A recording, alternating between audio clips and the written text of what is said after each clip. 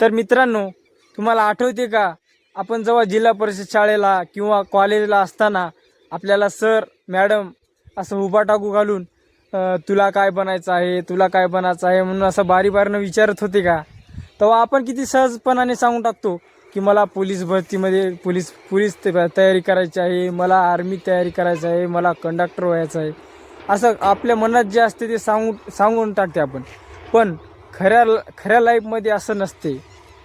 जेव्हा मुलगा मोठा होते तेव्हा त्याच्या खांद्यावर जबाबदारी आली की तो विसरून जातो मागचं. मग त्याची परिस्थिती ठरवते की त्याला काय बनवायचं आहे किंवा काय नाही. ते आपण तेव्हा मनात असते तेव्हा बोलून टाकतो. पण खऱ्या लाईफमध्ये त्याची परिस्थिती काय असते त्याच्यावर अवलंबून असते. अजून एक आहे, ज्याची जिद्द असते काही बनायची मोठं होऊन, त्याची परिस्थिती बिकट असते. आणि ज्याच्यापाशी पैसा गाडी वगैरे सगळं असते ना, आणि त्याचं लक्ष दुसरीकडे असते. खरं आहे का नाही? तर जय शिवराय.